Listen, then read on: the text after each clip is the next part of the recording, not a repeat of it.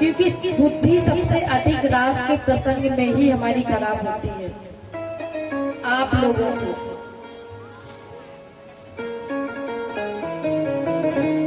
पहला श्लोक है, भगवान पिता रात्रि शरदोत्फुल्ल मल्लिका वीक्षरन्तुं मनश्चक्रे योगमायामुपस्थिता।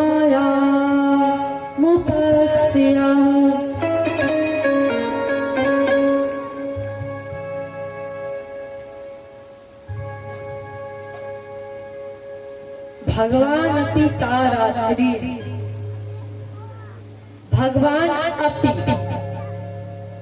यानी कि भगवान ने भी, एक एक शब्द पे आप लोग ध्यान देना।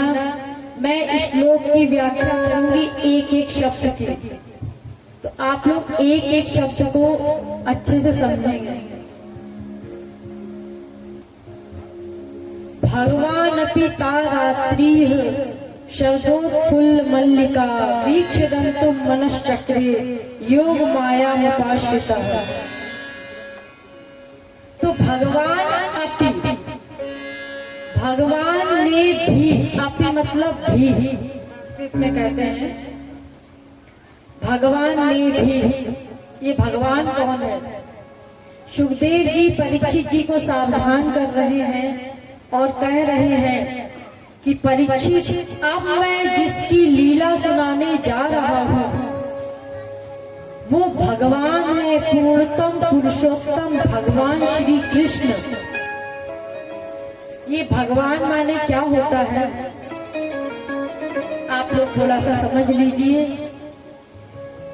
जैसे कि गुणवान होता है, बलवान होता है, रूपवान होता है, ऐसे ही भगवान होता है। जो अत्यधिक रूपवान हो, बहुत अधिक रूपवान हो, उसको रूपवान कहते हैं। जो सबसे अधिक बलवान हो उसको बलवान कहते हैं। ऐसे ही जिसके पास सबसे अधिक भग हो उसको भगवान कहते हैं। ये भग क्या है थोड़ा समझिए। ऐश्वर्यस्य समग्रस्य धर्मस्य श्रेयः ज्ञान वैराग्योश्चैव शरणां भग इति रणम्। ऐश्वर्यस्य समग्रस्य धर्मस्य, ऐश्वर्य, धर्म, यश, श्री, ज्ञान और वैराग्य, ये 6 वस्तुएं, ऐश्वर्य, यश, श्री, ज्ञान और वैराग्य और धर्म, ये 6 वस्तुएं जिसके पास अनंत अनंत मात्रा की हो, लिमिटेड नहीं। संसार में तो ये सब चीजें लिमिटेड होती हैं, लेकिन ये 6 चीजें जिसके पास अनंत अनंत मात्रा की हो उसको कहते हैं भगवान। भग मतलब ऐश्वर्य। ये सारी चीजें भगवान के पास अनंत अनंत मात्रा की हैं। इसीलिए जब कोई जीव भगवत प्राप्ति कर लेता है तो ये सब चीजें उसको अनंत अनंत मात्रा की मिल जाती हैं। अनंत ज्ञान, अनंत वैराग्य, अनंत यश, अनंत श्री, अनंत धर्म, अनंत ऐश्वर्य, ये सब अनंत अनंत मात्रा का मिल जाता है, तो उसको कहते हैं भगवान। परीक्षित, मैं उसी भगवान की लीला, उसी रास रस की लीला मैं बताने जा रहा हूँ। वो श्री कृष्ण भगवान है, उनको साधारण मत समझ लेना, साधारण मनुष्य बिल्कुल मत समझ लेना। ये अपनी बुद्धि को बिल्कुल समर्पित कर देना, क्योंकि अब वो जो लीला करेंगे वो स्वयं भगवान श्री कृष्ण करेंगे, साधारण मनुष्य नहीं करेगा।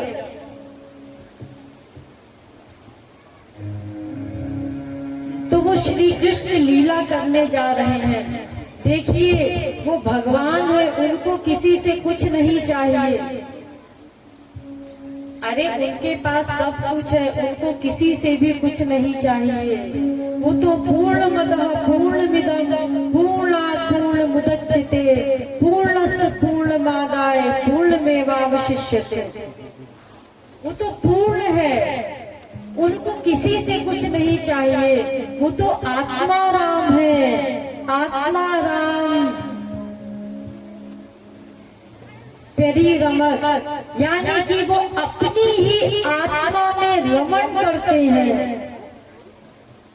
उनको बाहर से कुछ भी नहीं चाहिए। वो केवल अपने में ही रमण किया करते हैं, अपने में ही आनंदमय रहते हैं। तो उनको हमसे क्या चाहिए? हम सांसारिक जीव उनको क्या दे सकते हैं? बहुत ध्यान से सुनिएगा ये प्रसंग। आप लोग यहीं पर गलती करके अपना सर्वनाश कर देते हैं, क्योंकि अगर आप लोग डिटेल में नहीं समझेंगे, मैं इस प्रसंग को बहुत डिटेल में बताती हूँ। हाँ, बहुत ज्यादा तो नहीं बता सकती क्योंकि इतना समय नहीं रहता है, लेकिन इस चीज को मैं डिटेल में बताती हूँ जिससे आप लोग सदा अपनी बुद्धि में ये धारण किए रहें कि ये जो भगवान कोई भी लीला करते हैं ये स्वयं भगवान है, इन्हें बाहर किसी से कुछ नहीं चाहिए। तो भगवान न भी, भगवान ने भी, और तारात्रि, तारात्रि का मतलब होता है, संस्कृत में ता बहुवचन होता है, तो तारात्रि का मतलब उन रात्रियों को देख करके चीर हरण की लीला जब भगवान ने की थी, उसके पहले जब गोपियों ने व्रत रखा था कात्यायनी देवी का, तो चीर हरण की लीला में आप लोग यहाँ पर अगरबत्ती ना जलाएं, मेरे को बोलने में थोड़ा सा दिक्कत होती है, तो आप लोग उसको पीछे जला करके रख दीजिए।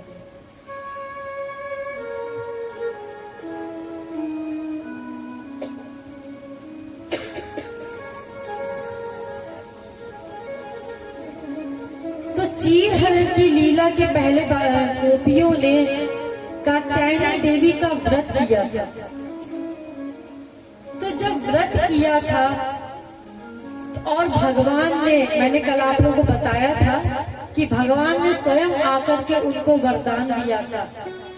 तो जब भगवान ने वरदान दिया था तो दिव्य रात्रियां सामने प्रकट हो गई थी। वो रात्रियां हमारी रात्रियों जैसे नहीं थी, ये माइक रात्रियां नहीं थी, सशरीर प्रकट हो गई थी रात्रियां। और उन्हीं रात्रियों को देख करके भगवान ने गोपियों को वरदान दिया था कि हम इन्हीं रात्रियों में तुमको रास का रस प्रदान करेंगे 1 वर्ष बाद। तो भगवान अपनी तारात्रि, वही रात्रियां 1 वर्ष बाद भगवान के सामने फिर प्रकट हो गई। वो दिव्य रात्रियां हैं, माइक रात्रियां नहीं है। तो फिर भगवान के सामने प्रकट हुई और शरदोत्फुल्ल मल्लिका, ऐसा वातावरण उन्होंने निर्मित किया कि शरद कालीन है और बसंत कालीन फूल खिले हुए हैं। अभी बसंत चल रहा है, आप लोग जानते ही हैं, बसंत पंचमी के दिन से बाग शुरू हो जाते हैं। तो इस समय के जो फूल खिलते हैं वो शरद कालीन में खिले हैं जाकर के। ऐसा दिव्य वातावरण निर्मित हुआ है। तो भगवान अपनी तारात्रि है, शरदोत्फुल्ल मल्लिका और वीक्षरंतुम मनश्चक्रे, इस वातावरण को देख करके भगवान ने मन बनाया। भगवान के मन नहीं हुआ करता, भगवान ने वातावरण को देख करके अपना मन बनाया। मैंने अभी बताया ना, वो तो अपनी ही आत्मा में रमण करता है, उसको बाहर से कुछ नहीं चाहिए, भगवान के मन वगैरह नहीं हुआ करता। उसने इस वातावरण को देख करके, दिव्य वातावरण को देख करके अपना मन बनाया। तो वीक्ष गंतुम मनश्चक्रे, मनश्चक्रे यानी कि मन बनाया। और योग माया उपाश्रितः, मन किस लिए बनाया? ये जो जीव है रास रस के अधिकारी, इनको प्रेम दान करने के लिए भगवान ने मन बनाया। नहीं तो भगवान के तो मन होता ही नहीं है, वो उनको प्रेम दान कैसे करेंगे? लेकिन वो तो जब चाहे तब कुछ भी कर सकते हैं, वो तो कर्तुम अकर्तुम अन्यथा कर्तुम समर्थ है। तो जब चाहे मन बना ले, जब चाहे अपने मन को समाप्त कर दें, वो तो कुछ भी कर सकते हैं। इस विषय में मैंने आपको कई बार डिटेल में बताया है। तो भगवान ने रास रस के अधिकारी जीवों को उसका रस प्रदान करने के लिए, महारास का रस प्रदान करने के लिए अपना मन बनाया। और योग माया उपाश्रितः, योग माया को बुलाया। योग माया कौन है? योग माया स्वयं श्री राधा रानी है। क्योंकि श्री राधा रानी की कृपा से ही कोई भी जीव रास रस का अधिकारी हो सकता है। जब तक श्री राधा रानी की कृपा नहीं होगी, तब तक कोई भी जीव रास रस का अधिकारी नहीं हो सकता। तो राधा रानी को बुलाया, उनकी कृपा पाने के लिए, उनकी आज्ञा पाने के लिए भगवान श्री कृष्ण ने श्री राधा रानी से प्रार्थना की कि आप कृपा कीजिए और आपकी कृपा से हम जीवों को रास का रस प्रदान करेंगे।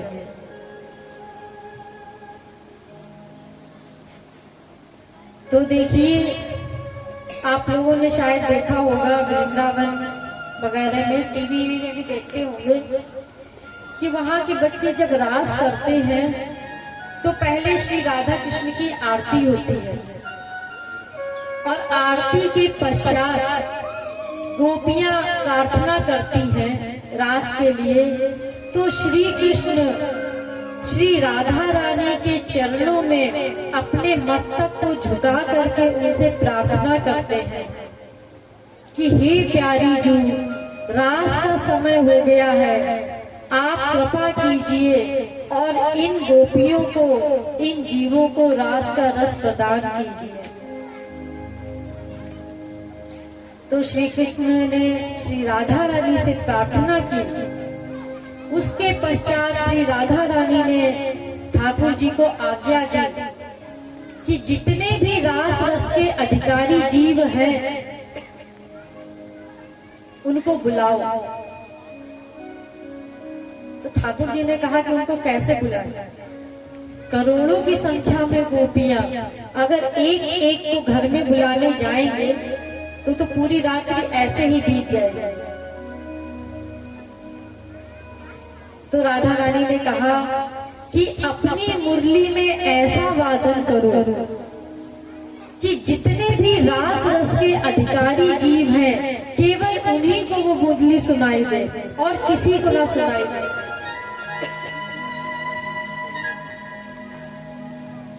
तो ठाकुर जी ने मुरली बजाना प्रारंभ किया। निशम गीतम तदनंग वर्धनम ब्रज स्त्रियः कृष्ण गृहीत मानसा आज मुरन्यो निर्मलाक्षिपोद्यमा सयत्र कांत जवलोल कुंडलः। ठाकुर जी ने अपनी मुरली में ऐसा वादन किया कि जितने भी रास रस के अधिकारी जीव थे, केवल उन्हीं को वो मुरली वादन सुनाई दिया। करोड़ों की संख्या में गोपियां थी। गोपियों के भी कई प्रकार थे। कुछ गोपियां थी गोलोक की, जो गोलोक से आई थी, जिनको साधन सिद्धा गोपियां कहते हैं, नित्य सिद्ध गोपियां कहते हैं। ललिता, विशाखा आदि वो नित्य सिद्धा गोपियां थी। कुछ गोपियां साधन सिद्धा थी, कुछ श्रुति रूपा गोपियां थी, ये वेद की ऋचाएं, और कुछ अग्नि के पुत्र थे, कुछ दंडकारण्य के ऋषि थे। जब भगवान श्री राम दंडकारण्य होते हुए गए थे, तो जो ऋषि मुनियों ने भगवान के दर्शन किए, तो उनके मन में ये कामना उत्पन्न हुई, काश हम स्त्री होते और हम श्री राम के माधुर्य का रस पान करते थे। तो भगवान श्री राम ने कहा, ये तो हमारा मर्यादा पुरुषोत्तम का अवतार है, तुम सब द्वापर में आ जाना, वहां पर हम तुमको रास का रस प्रदान करेंगे। तो वही दंडकारण्य के ऋषि आए हुए हैं द्वापर में गोपी बनकर, और कुछ जनकपुर की सीता जी की सखियां थी, वो भी गोपी बनकर के आई हैं। तो ये सब गोपियां हैं जो रास रस के अधिकारी हैं। तो देखिए, सबने मुरली वादन सुना, और मुरली वादन जैसे ही सुना तो सब गोपियां भागी। देखिए, ये मुरली वादन ऐसा नहीं था जैसे यहाँ पर इतने सारे जीव बैठे हैं और वो मुरली वादन हुआ, बगल में बैठे व्यक्ति को नहीं सुनाई दिया, लेकिन जो अधिकारी था केवल उसको ही सुनाई दिया। तो अधिकारी पहले बनना पड़ेगा, तभी हमें उस आनंद की प्राप्ति होगी। तो जिन गोपियों ने एक साथ कात्यायनी व्रत किया था श्री कृष्ण को पति रूप में पाने के लिए, वो गोपियां भी एक दूसरे को बिना बताए चल दी, क्योंकि उनको स्वयं को होश ही नहीं था। बस उन्हें ये लगा कि श्री कृष्ण सिर्फ मुझे बुला रहे हैं, और सब ऐसे भागती चली गई, जैसे थी वैसी ही भागती चली गई। कुछ गोपियां चली तो श्रृंगार कर रही थी, लेकिन भाव में उन्हें कुछ भान ही नहीं था।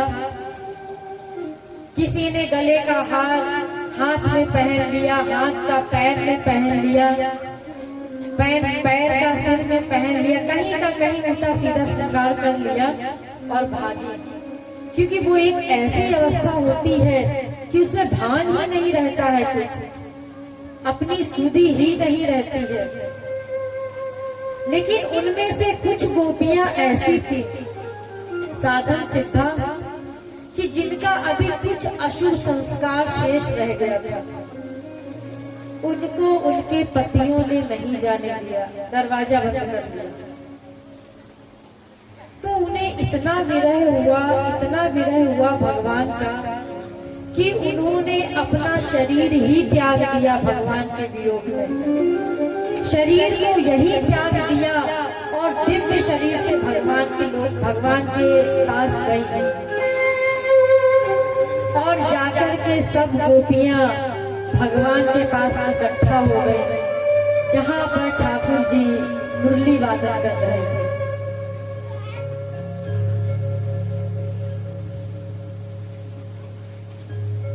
सारी गोपियां पहुंच गईं, और जैसे ही सभी गोपियां पहुंची, भगवान ने उनसे प्रश्न किया। क्या प्रश्न किया? भगवान ने पहले तो उनसे कहा, स्वागत है तुम्हारा, स्वागत है। स्वागतम वो महाभागा प्रियम किम करवाणि वह। स्वागत है, स्वागत है, आइए तुम सबका स्वागत है। उसके बाद भगवान ने कहा, तुम लोगों को कैसे आना हुआ? अरे अगर हमें कोई इनविटेशन कार्ड दे दे और हम पहुंच जाएं उसके यहाँ, और जैसे ही दरवाजे पर पहुंचे और वो कहे कि कैसे आना हुआ, ध्यान दीजिए, क्या आप लोग ना क्या करते हैं कि जो लोग जाते हैं उनकी तरफ पूरा अपना सिर घुमा देते हैं। अरे जो जा रहे हैं उसको जाने दो ना, आप अपना लाभ क्यों छोड़ रहे हैं? अगला अपना लाभ छोड़ रहा है, उसको छोड़ने दो। आप यहाँ बैठ करके अपना लाभ क्यों छोड़ रहे हैं? वही आँख, नाक, कान, मुंह वही सब है जो आपके पास है, कोई स्पेशल लोग नहीं है। तो इसलिए आप अपने लाभ को मत छोड़िए। जो उठ के जा रहा है, आ रहा है, आने दो, जाने दो, अपना तो पूरा चित्त यही लगा दो, तभी समझ में आएगा। ये इतना कठिन प्रसंग है, इतना सा भी चूक हो गई तो गए बस, और किसी भी अर्थ का अनर्थ कर जाओगे अगर इतना सा भी मिस्टेक कर दिया आप लोगों ने। इसलिए एक एक शब्द को ध्यान से सुनिए, दूसरे के चक्कर में अपना लॉस मत कीजिए। तो भगवान ने कहा, स्वागत है, स्वागत है, लेकिन कैसे आना होगा? गोपियों ने कहा, स्वयं मुरली बजाई, हम सबको बुलाया, और अब कह रहे हैं कि कैसे आना हुआ। कहीं भगवान कहते, अरे तुम घर छोड़ के आई हो, तुम्हारे पति तुम्हारी राह देख रहे होंगे, तुम्हारे बच्चे तुम्हारी राह देख रहे होंगे, गाय बछड़े तुम्हारी राह देख रहे होंगे, तुम सबको छोड़ करके कैसे आ गए? पश्चात भगवान ने कहा, अच्छा अच्छा, ये जो सुंदर वातावरण है तुम लोग इसको देखने आई हो, ठीक है, अब ये वातावरण देख लिया, अब तुम लोग जा सकते हो। गोपियां चुप है, बस सुनती जा रही हैं भगवान की बात को। उसके बाद ठाकुर जी कहते हैं कि अरे ऐसा तो नहीं कहीं अघासुर बकासुर आ गया हो, तो तुम लोग हमसे रक्षा के लिए आई हो, अपने बचाव के लिए आई हो, क्योंकि पहले भी हमने तुम्हारी रक्षा की है राक्षसों से। गोपियां चुप चुप। उसके बाद भगवान ने धर्म का उपदेश दिया। भगवान ने कहा कि तुम लोगों को अपने पतियों को, घर परिवार को छोड़ करके यहाँ नहीं आना चाहिए। क्यों नहीं आना चाहिए? क्योंकि कुलीन कुल की जो स्त्रियां होती हैं उनको अपने पति की, सास ससुर की और अपने पति के बच्चों की सेवा करना चाहिए। और जो स्त्रियां ऐसा नहीं करती उनको नरक प्राप्त होता है। गोपियां चुप हैं, ठाकुर जी की बात को सुनती जा रही हैं, और भीतर ही भीतर उनको वियोग की ज्वाला भड़का रही है, वियोग में तड़प रही है भीतर ही भीतर। और ठाकुर जी अपना लेक्चर देते चले जा रहे हैं। तो ठाकुर जी ने फिर उनको भय दिखाया कि जार भाव से तुम लोगों को यहाँ नहीं आना चाहिए। यानी कि तुम्हारा पति घर बैठा हुआ है और तुम यहाँ हमसे प्रेम करने आ रहे हो, और अगर तुम हमें भगवान मान करके भी आई हो तो तुम सब घर जाओ, पूजा करो, भक्ति करो, अर्चना करो, ये सामने रहने से कुछ नहीं मिलेगा, भक्ति से मिलेगा। अब भी गोपियां चुप। ठाकुर जी ने फिर कहा कि देखो ठीक है, तुम लोग अपने पतियों को छोड़ करके आई हो, लेकिन ये उचित नहीं है। अगर किसी स्त्री का पति दुष्शील हो, उसका कर्म खराब हो, दुर्भाग हो, जिसका भाग्य खराब हो, बीमार रहता हो, निर्धन हो, ये सब चीजें अगर किसी स्त्री के पुरुष के पास यानी उसके पति के पास ये सब अभाव है, तो इस अवस्था में किसी भी स्त्री को अपने पति को छोड़ने का अगर त्याग करती है वो स्त्री, तो उसको दंड भोगना पड़ेगा, उसको नरक मिलेगा। लेकिन एक चीज भगवान ने कही है, भगवान ने कहा है कि बस वो पति पातकी ना हो। पातकी का मतलब क्या है?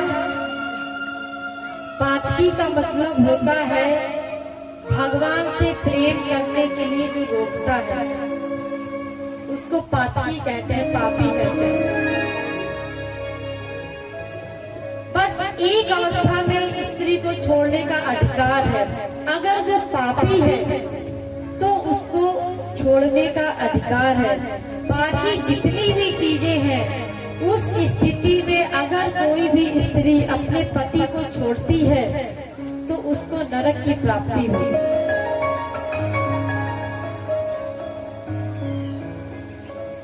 तो गोपियों ने कहा, अभी तो शांत है गोपियां, बस ठाकुर जी का लेक्चर सुनती जा रही हैं। तो जैसे ही श्री कृष्ण ने ये कहा और उसके बाद अपना लेक्चर देना बंद कर दिया, गोपियां अपने पैरों से जमीन को कुरेदने लगी, अंगूठे के नाखून से। उनके आंखों से अश्रुधारा प्रवाहित होने लगी, आंखों का काजल गाल पर आ गया और उनके लाल लाल होंठ सूख गए। कुछ कह नहीं सकी, ऐसी विरह की अवस्था हुई, गोपियां कुछ नहीं बोल सकती। फिर अपने आप को उन्होंने कंट्रोल किया, संभाला। फिर ठाकुर जी से कहा, तुम्हारा लेक्चर हो गया, अब हम अपना लेक्चर देना शुरू करते हैं। अभी तुम्हें कुछ और बोलना है तो बोल लो। ठाकुर जी ने कहा, हमारा लेक्चर हो गया, तुम्हें क्या बोलना है बोलो।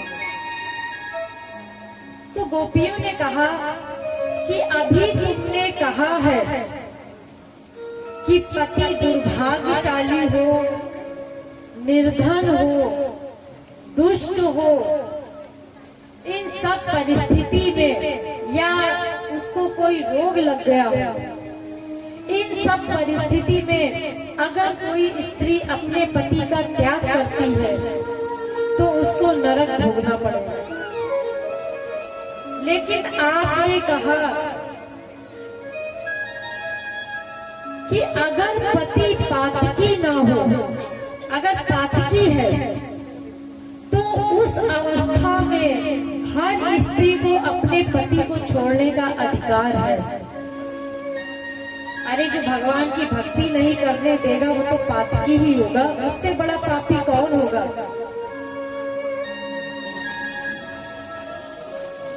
तो देखिए, आप तो सभी जीवात्माओं के प्रियतम हैं। ये संसार में जितनी भी जीवात्माएं हैं, आप सबके प्रियतम हैं, हमारे भी प्रियतम है। हम तो जीवात्मा हैं, हमारे शरीर का रिश्ता है उन पतियों से, लेकिन प्रत्येक जीव की आत्मा का रिश्ता भगवान से है, क्योंकि प्रत्येक जीव उस भगवान का ही अंश है। इन संसार वालों का अंश नहीं है, भगवान का अंश है प्रत्येक जीव।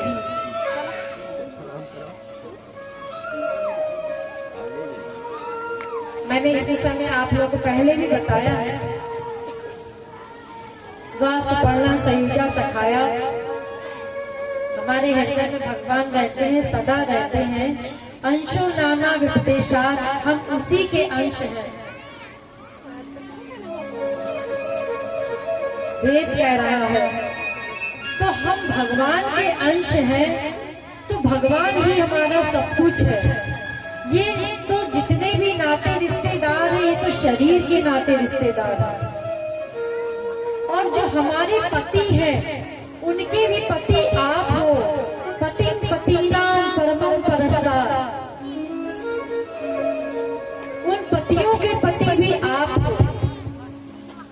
और हम आपकी शरण में आए हैं। और आप कहते हैं पति पातकी ना हो, तो देखिए हम सबके पति पातकी हैं। क्योंकि अगर वो पातकी ना होते तो हम लोगों को चोरी छुपे क्यों आना पड़ता? अरे हम लोग तो निश्चिंत होकर के आते और हमारे पति तो भेजते, ठीक है भगवान बुला रहे हैं, तुम सबको जाना चाहिए। लेकिन वो हमें रोकने का प्रयत्न करते हैं। हम चोरी छुप के आए हैं। देखिए एक बहुत बड़ी लीला इस समय हुई थी, रात के समय, शायद आप लोग नहीं जानते होंगे। जिस समय गोपियां अपने घर परिवार को छोड़ करके भगवान के पास आई थी, ध्यान दीजिए, उसी समय जितनी भी गोपियां आई थी करोड़ों की संख्या में, भगवान भी उन गोपियों का रूप धारण करके उनके घर जा करके बैठ गए थे। या जो भी कार्य कर रही थी गोपियां, वो सब करने लगे, लेट गई, सो गई, जो भी कर रही थी। तो जितनी भी गोपियां थी, भगवान ने उन गोपियों का रूप बनाया। और रूप बनाने के पश्चात भी भगवान उन्हीं के संस्कारों से संस्कारित होते हुए वही कार्य कर रहे हैं। नहीं तो अगर उल्टा सीधा ऐसा वैसा कार्य करने लगे तो कोई भी पहचान जाएगा कि पहले तो ऐसा नहीं करती थी, आजकल ऐसा कैसे करने लगे। तो भगवान प्रत्येक गोपी बनके उनके घर में रहे हैं। तो भगवान को क्यों रहना पड़ता अगर उनके पति ना रोकते?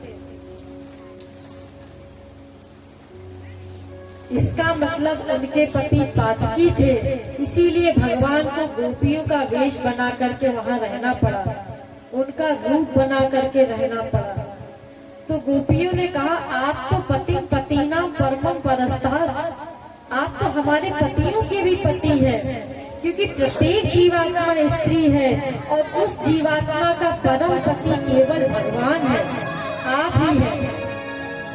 तो हम सबके पति आप हैं, तो हम आपको छोड़ करके कहाँ जाए? अरे यहाँ तक कि जो विष्णु जी की पत्नी है, विष्णु भगवान की पत्नी महालक्ष्मी, महाविष्णु लेटे हैं, लक्ष्मी जी पैर दबा रही हैं और श्री कृष्ण आकर के खड़े हो गए। श्री कृष्ण को लक्ष्मी जी ने देखा और देख करके उनको ही देखती रह गई। पैर दबाना बंद हो गया। वो पतिव्रता स्त्री, उनका भगवान के पैर दबाना बंद हो गया और श्री कृष्ण को ही निहारती रही। अरे उनकी तो बात छोड़ो, ये रुद्राणी ब्रह्माणी सब श्री कृष्ण को देख करके मोहित हो जाती हैं। और यहाँ तक कि स्वयं भगवान शंकर, ब्रह्मा और स्वयं विष्णु भी भगवान श्री कृष्ण को देख करके मोहित होते हैं। ऐसा श्री कृष्ण का दिव्य स्वरूप है। तो जब महालक्ष्मी तक देख करके आपको मोहित हो जाती है, तो अगर हम मोहित हो रहे हैं तो इसमें क्या आश्चर्य की बात है? तो ठाकुर जी ने गोपियों का लेक्चर सुना। तो उसके पश्चात ठाकुर जी ने कहा ठीक है, वो तो सब हम जानते ही हैं, हम तो तुम्हारे प्रेम की परीक्षा ले रहे हैं। अरे अभी परीक्षा बाकी चल रही है, रास में बुला लिया है बांसुरी बजा करके, उसके बाद ही परीक्षा ले रहे हैं। देखिए परीक्षा तो अंत समय तक चलती रहेगी। आप भगवत भक्ति में जितने आगे बढ़ते जाएंगे उतनी ही ऊंची क्लास की परीक्षा होगी आपकी। ऐसे ही नहीं इतनी ऊंची उपाधि मिल जाएगी, ऐसे ही नहीं इतना ऊंचा प्रेम मिल जाएगा। अगर हमें ऊंची क्लास की चीज चाहिए तो उतनी ही ऊंची परीक्षा देनी पड़ेगी। परीक्षा से हम डर जाते हैं और अपराध कर जाते हैं। बिना परीक्षा के तो काम नहीं चलेगा, इतनी आसानी से कोई चीज नहीं मिल जाएगी। अरे आप लोग सांसारिक वस्तु का भी अगर उसको अर्जित करना चाहते हैं तो उसके लिए भी आपको कितना कठिन परिश्रम करना पड़ता है। और वो सबसे उच्च क्लास का दिव्यानंद प्रेमानंद मिलने जा रहा है आपको, तो उसके बाद परीक्षा से तो गुजरना ही होगा। तो गोपियों से भगवान ने कहा कि हम तो तुम्हारे प्रेम की परीक्षा ले रहे थे, वो तो हमने ही तुम लोगों को बुलाया है वंशी बजा करके। तो गोपियां सब प्रसन्न हो गई, ठीक है परीक्षा ले रहे थे कोई बात नहीं। उसके बाद रास प्रारंभ हो रहा है। अब जब रास प्रारंभ होने लगा तो परीक्षित जी को सुखदेव परमहंस जी ने सतर्क कर दिया कि परीक्षित अब जो कुछ भी श्री कृष्ण करेंगे तो उसमें अपनी बुद्धि को मत लगाना, क्योंकि हमने पहले ही बता दिया है कि अब वो जो कुछ करेंगे वो स्वयं भगवान है श्री कृष्ण। वो इन जीवों के कल्याण के लिए, उनको इन जीवों से कुछ नहीं चाहिए। अरे माइक जीव भगवान को क्या दे सकते हैं? जो सदा निरंतर आनंद में रहता है, जो स्वयं आनंद है।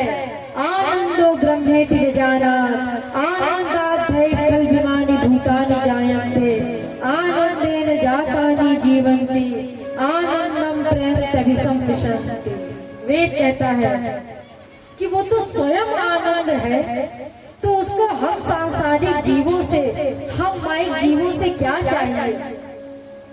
वो तो परिपूर्ण है, हम उसको क्या दे सकते हैं? तो उसको हमसे कुछ नहीं चाहिए और हमको उससे सब कुछ चाहिए। हमें जो कुछ मिलेगा आनंद, वो कुछ भी वो सब भगवान से ही मिलेगा। भगवान हमसे कुछ नहीं चाहते, हम उनको क्या माइक वस्तु देंगे? तो परीक्षित जी को सावधान कर रहे हैं सुखदेव परमहंस जी। अब भगवान जो भी करेंगे केवल जीव के हित के लिए ही करेंगे। और रास प्रारंभ हुआ।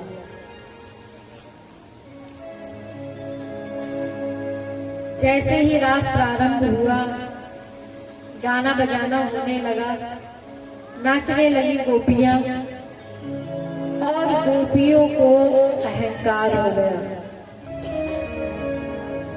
ये माइक अहंकार नहीं, आप लोगों जैसे दिव्य अहंकार से ग्रसित हो गए। दिव्य अहंकार यानी कि वो सोचने लगी कि हम कितने भाग्यशाली हैं कि ये श्री कृष्ण पूर्णतम पुरुषोत्तम भगवान श्री कृष्ण हमारे रूप माधुर्य में कैसे मोहित हो रहे हैं। हमसे ज्यादा भाग्यशाली कौन हो सकता है इस संसार में? इस प्रकार से उनको अहंकार हो गया। और देखिए जहां अहंकार आया वहीं भगवान दूर हो जाते हैं।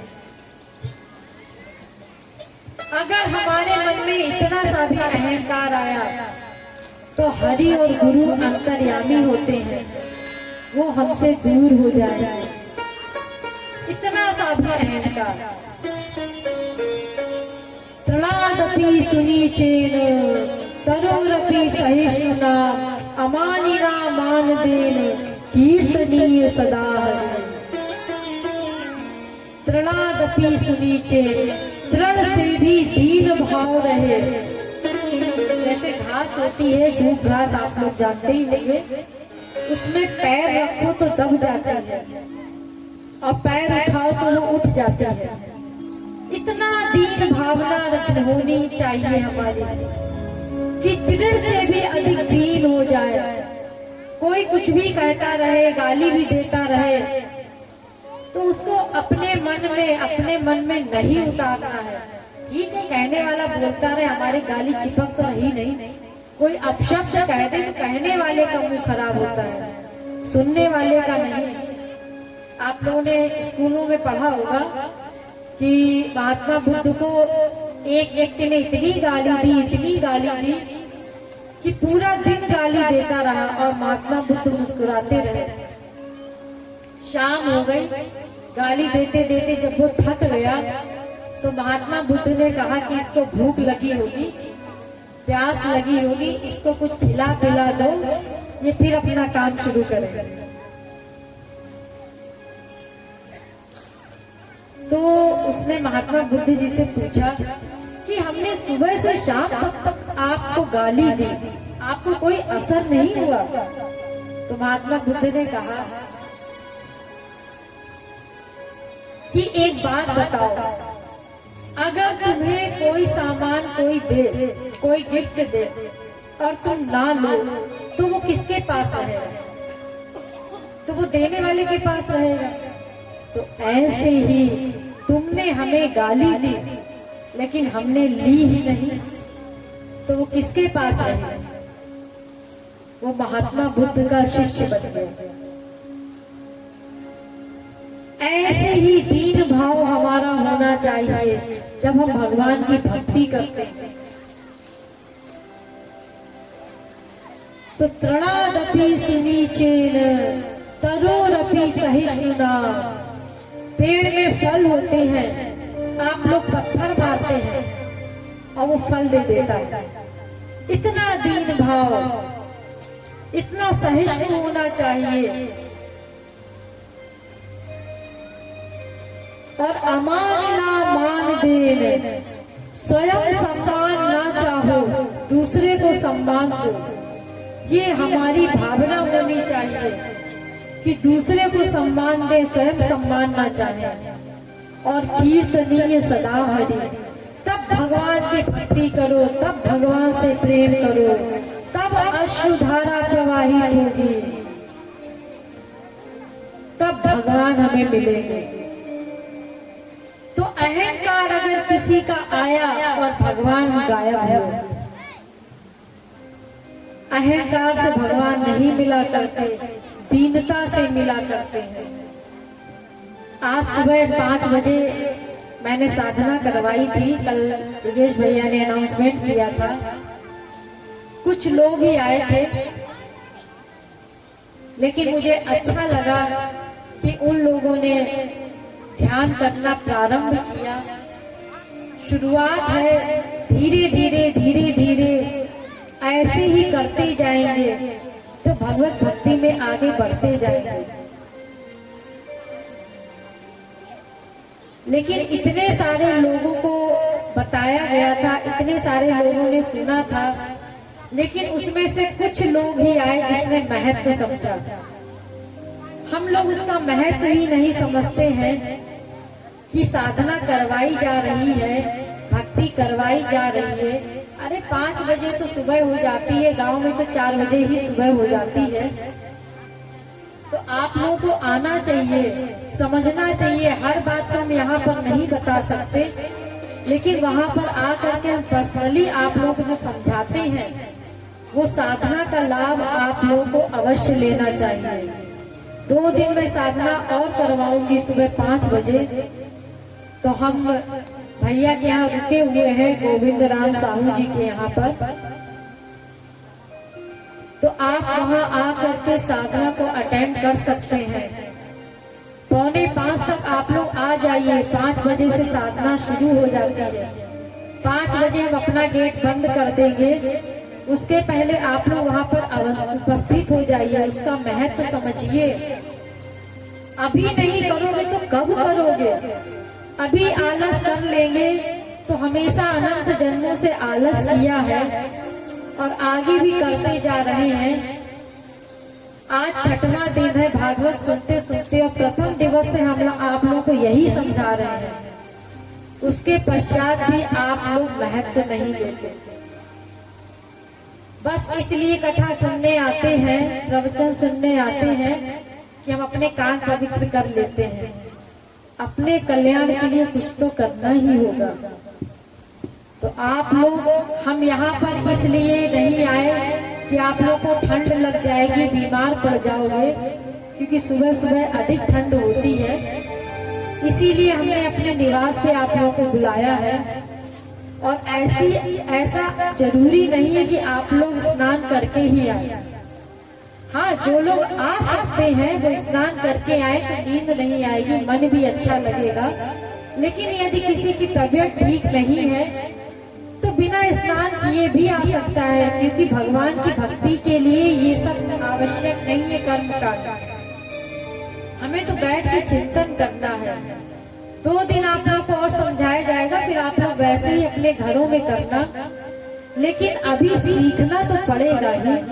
यहाँ तो हम बैठ करके आपको एक्स्ट्रा समय नहीं दे सकते, क्योंकि कथा ही इतनी अधिक होती है, प्रवचन ही इतना अधिक होता है कि हमें उसको ही बहुत शॉर्ट में बताना पड़ता है। तो इसलिए आप लोग लाभ लीजिए। 2 दिन की ही बात है, उसके पश्चात तो मैं चली ही जाऊंगी, आप लोगों को परेशान नहीं करूंगी। और वैसे भी आप लोग अपनी मर्जी के मालिक हैं, जिद तो हम करेंगे नहीं। लेकिन फिर भी आप लोगों से प्रार्थना करेंगे कि अपने कल्याण की सोच लीजिए। अभी भी समय है, सोच लीजिए, आलस से मत कीजिए। आलस करते करते अनंत जन्म बर्बाद कर दिए। बाकी आप लोगों की इच्छा है, अभी भी मैं कोई जबरदस्ती नहीं करी, लेकिन फिर भी ऐसा लगता है कि जितने ज्यादा से ज्यादा लोगों का कल्याण हो जाए तो आप लोगों के ही फायदे की बात है। अस्तु। तो जब हम साधना भक्ति करेंगे तभी हम भगवान को प्राप्त कर सकते हैं। जब हमें ये सब चीजें आ जाएंगी, तृण से भी अधिक दीन, पेड़ से अधिक सहिष्णु और मान अपमान की चिंता ना करना, फिर देखिए कैसे भगवान की भक्ति में आंसू बहते हैं। तो गोपियां दिव्य अहंकार से युक्त हो गई, तो जहां अहंकार आया भगवान गायब हो गए। भगवान रास से अलक्षित हो गए, और जैसे ही भगवान रास से अलक्षित हुए,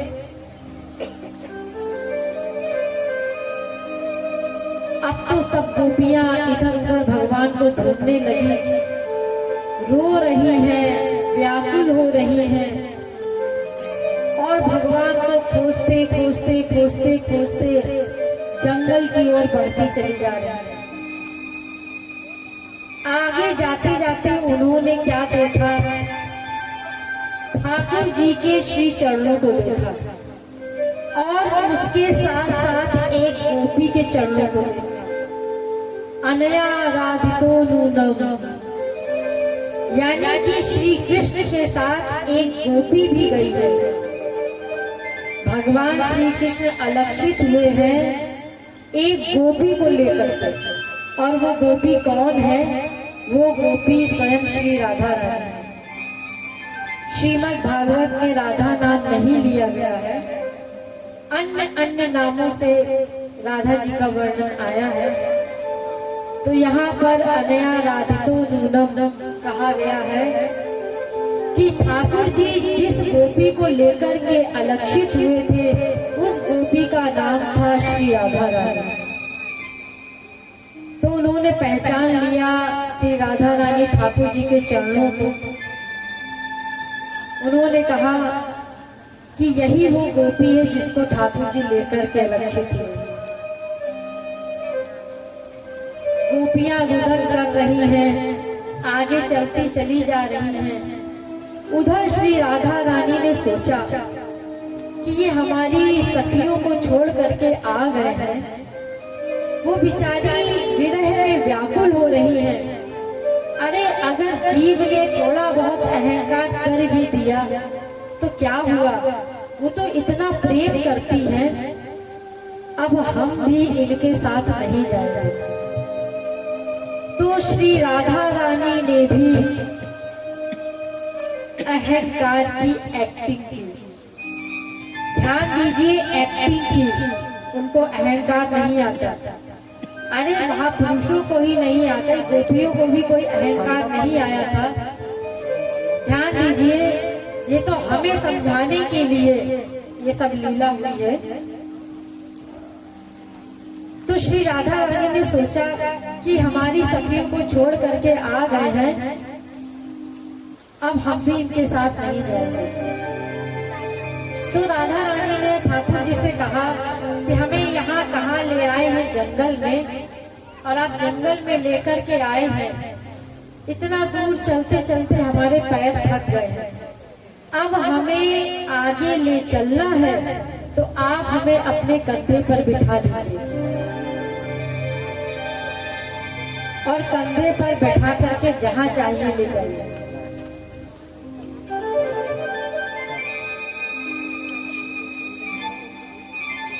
तो ठाकुर जी ने कहा ठीक है, बैठ जाइए। तो श्री राधा रानी जैसे ही ठाकुर जी के कंधे पर बैठने के लिए उन्होंने अपने चरण को उठाया, वैसे ही ठाकुर जी अलक्षित हो गए। अब तो श्री राधा रानी विरह व्याकुल हो रही है, विरह में इतना व्याकुल हो रही है कि उनको कोई सुध ही नहीं है, वहीं बेहोश होकर के गिर गए। गोपियां उसी रास्ते से आ रही थी, उन्होंने देखा तो उन्होंने कहा ये वही गोपी है जिसको ठाकुर जी लेकर के अलक्षित हुए थे। पानी वानी के छींटे दिए, पंखा किया। जब श्री राधा रानी को होश आया, उनसे पूछा कि वो आपको भी छोड़कर चले गए। तो श्री राधा रानी ने कहा कि वो छोड़ करके नहीं गए हैं, चलो हम सब बैठ करके यमुना जी के पुलिन पर उनको बुलाते हैं। श्री राधा रानी बैठ गई यमुना जी के पुलिन पर, और जितनी भी सखियां हैं सब राधा रानी को घेर करके बैठे। अब देखिए, बहुत इंपॉर्टेंट बात है, ध्यान दीजिए। अब श्री राधा रानी ने गोपियों से कहा कि हम सब मिल करके उनको बुलाते हैं। हम जितना ही आगे जाते जाएंगे तो उनको उतना ही अधिक कष्ट होगा। जितना वो जंगल में आगे जाएंगे उतना ही उनको कष्ट होगा। अब हम उनको और कष्ट नहीं देना चाहते हैं, हम यहीं पर बैठ करके उनको पुकारते हैं। तो श्री राधा रानी के साथ सभी गोपियों ने श्री कृष्ण को पुकारा है। देखिए, श्री राधा रानी और गोपी ने, जितनी भी गोपियां थी, सबने केवल एक ही गीत गाया। उस गीत की क्या उन लोगों ने प्रैक्टिस की थी कि सबके मुख से केवल एक ही गीत निकला। अरे करोड़ों की संख्या में गोपियां हैं, उनको तो ये पता नहीं था कि रात से श्री कृष्ण अलक्षित हो जाएंगे, लेकिन फिर भी सभी गोपियों के मुख से एक सा ही गीत कैसे निकला। तो देखिए, जो गीत निकला सभी गोपियों के मुख से, तो सबसे पहले सभी गोपियों के हृदय में, ध्यान दीजिए, सभी गोपियों के हृदय में राधा भाव प्रतिष्ठित हो गया। सबके हृदय में श्री राधा रानी विराजमान हो गई। तो ऐसा समझिए, जितनी भी गोपियां गीत गा रही हैं, वो स्वयं श्री राधा रानी ही गा रही हैं। यानी कि गोपियों के मुख से और स्वयं के मुख से स्वयं श्री राधा रानी गीत गा रही हैं। तो रास रस का रस पाने के लिए सबसे पहले श्री राधा रानी की कृपा की आवश्यकता होगी, फिर गोपियों की कृपा की आवश्यकता होगी, फिर हमें रास में प्रवेश मिलेगा। तो सभी गोपियों के हृदय में श्री राधा भाव प्रतिष्ठित हो गया। तो ऐसा समझ लो कि गोपियां और श्री राधा रानी, केवल श्री राधा रानी ही वो गीत गा रही है। ये गोपी गीत क्या है? गोपियों की सबसे ऊंची विरह अवस्था में गाया गया जो गीत है उसी को गोपी गीत कहते हैं। यानी कि इतना व्याकुल, भगवान के प्रेम में इतना व्याकुल। अभी आप लोग केवल सुन लो, आप लोग को कोई फर्क नहीं पड़ेगा, क्योंकि अभी आप लोगों की वो स्थिति ही नहीं है। कैसी व्याकुलता रहेगी जिसका तन मन धन प्राण सब श्री कृष्ण के लिए निछावर हो, और वो उनके सामने से अलक्षित हो जाए, तो उनके हृदय में कितनी विरह वेदना होगी, कितनी व्याकुलता होगी। इतनी व्याकुलता थी कि उनको खुद की सुधि नहीं थी। अरे श्री कृष्ण की ही लीला करने लगी थी वो गोपियां। अपने आप को कोई श्री कृष्ण समझने लगे, कोई अपने आप को श्री राधा समझने लगे। ऐसी विरह अवस्था, तो ऐसी विरह अवस्था में गाया गया जो गीत है उसको गोपी गीत कहते हैं। तो वो गोपी गीत सभी ने गाया है।